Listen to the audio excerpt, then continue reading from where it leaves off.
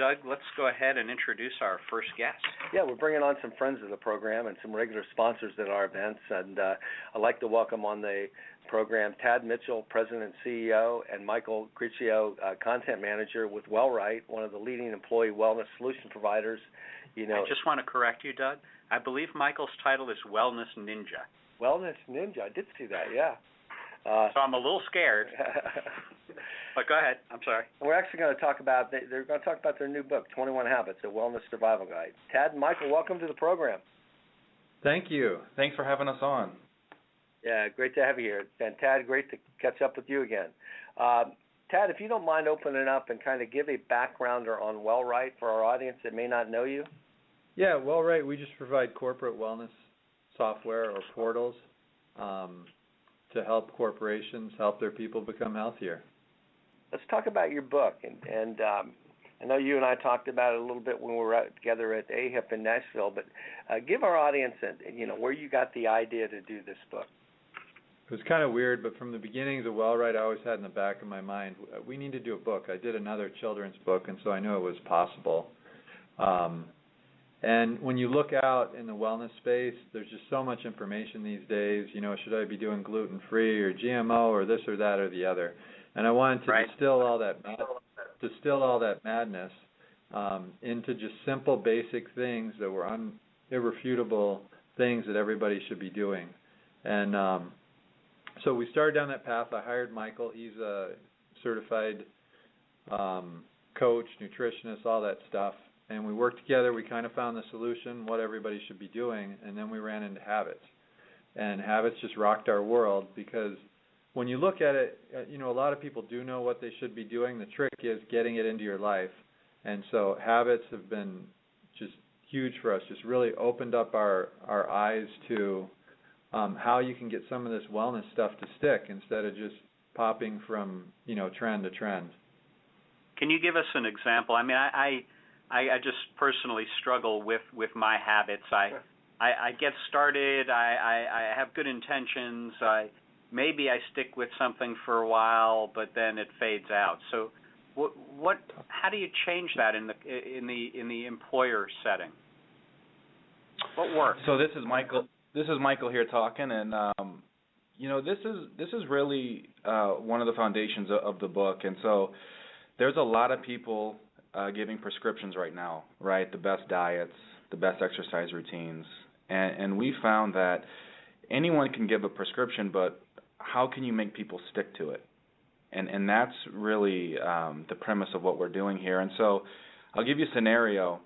If you've ever left work and you're a little bit frustrated and you're kind of thinking things over in your car the whole way home and you're stewing and you pull up in your driveway and you kind of think to yourself, how the heck did I even get home? I don't even remember driving. And there's an area of your brain called the basal. Yeah, isn't it? There's millions of people on the road doing this. And so there's this area of your brain called the basal ganglia that's basically processing all of these hundreds and thousands of habits every minute of the day. And so we thought, man, wow, this is powerful stuff. What if we could actually teach people to tap into this habit and build one habit at a time? What if health was like that?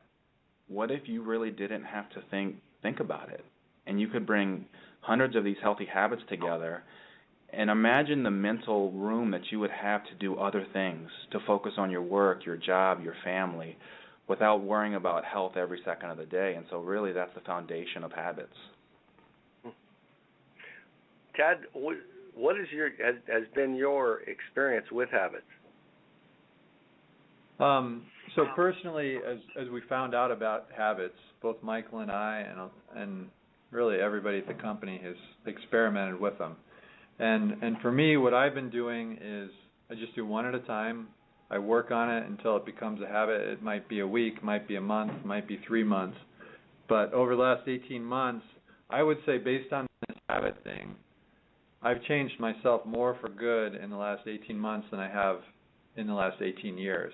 And so I just really, I want to stand on a table and shout. It's just really, really amazing, and I think everybody needs to get on the bandwagon. You just work on small, simple things, and it just cascades to just changing you and making you realize who's in control and how much better of a person that you can become. It's really crazy. Is it easier, again, in an employer setting, is it easier to get employees to adopt new positive habits or to break old bad ones? So actually, a couple of weeks back we were at a boot camp for BJ Fogg, and he's one of the habit gurus out there, if not the habit guru. And going back to that question, when he was asked that question, he said definitely want to work on building positive habits is much more, it's easier and a much more positive way to go. Yeah, you do enough of those and your bad habits are crowded out, perhaps. Yeah, exactly. What's been surprising for you both about this journey into habits and behavior change? I guess I'll start.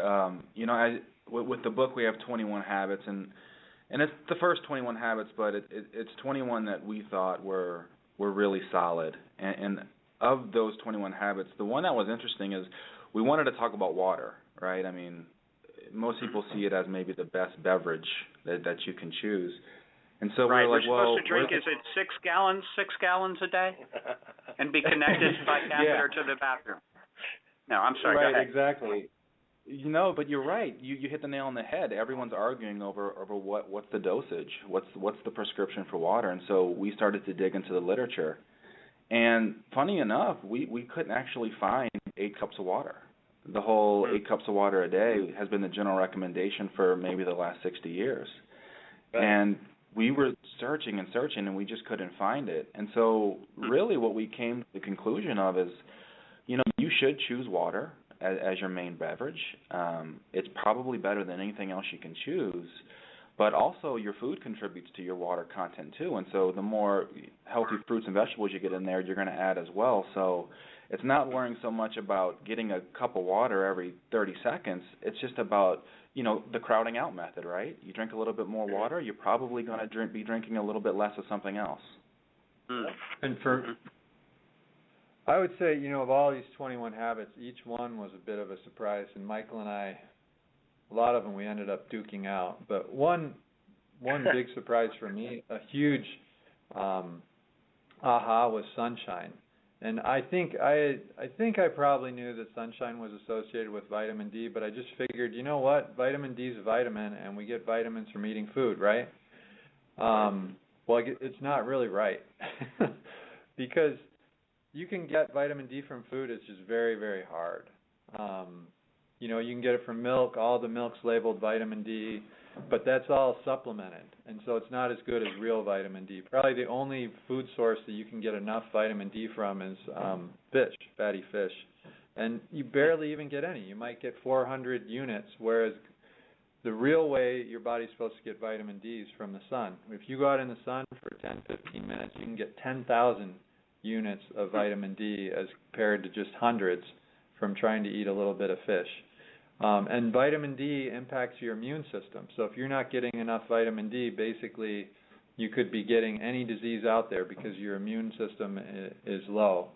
And so that was a big shocker for me. And even the fact, here's the one thing, and one more thing, I guess, about sunshine that shocked me and vitamin D is that your body, up in the north, we're based in Chicago, and in the north you don't get enough sunshine in the winter. But amazingly enough, your body can store up to 2 months worth of vitamin D if you're healthy. And that's why, taking a winter vacation to somewhere warm is such a great idea, because you can go charge up a little bit and help make getting through the winter a little bit easier and keep yourself healthier through the winter by doing that. Ted and Michael both, how has this changed the way your coaching is executed with your corporate clients and their employees? It's been a huge revelation, really. As I alluded to earlier, a lot of companies right now are trying to give great prescriptions. They're trying to give the best exercise program. They're trying to give the best diet program, but it's not giving people choice. And, as a coach for a decade, I can tell you, I failed more often early on as a coach than I had successes, because I was giving out these pamphlets of programs, and I was saying, well, this is the best way to lose weight, and this is the best way to exercise. And maybe their motivation was high at that time, so they tried it, they gave it a go, but when they failed, they really didn't build any skills. They were just trying their darndest to hang on for dear life to do this hard diet or this hard exercise program. So the great thing about habits is that, you can teach someone a really simple, small habit, and they'll adopt it really, really easily, because the ability is really, really high for them to do that. And even if stress comes into their life, job gets tough, they have a kid, what have you, they now can hang on to that habit, and they can continue to build on it. So it's been really great from an employee population standpoint, is people now have choice, and they can choose what they're interested in, and they can work on what makes the most sense in their own life. Tad, do you like to add to that? I guess I would just say, when you look at corporate wellness programs and applying all the stuff from the book to the wellness programs, maybe reiterate a couple of the points that Michael made. So first off, he talked about choice. And if a corporate wellness program does not allow employees to choose what they want to do, it's going to be temporary. If somebody's really going to change for the long term, it needs to be something that they selected to do.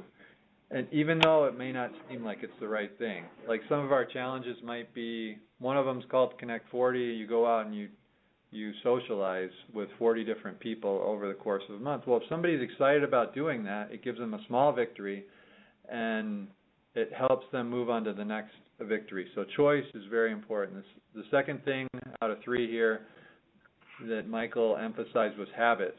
If it's not helping people build habits, then it's just a house of cards, and as soon as all the rewards go away, so is all the behaviors that people are doing.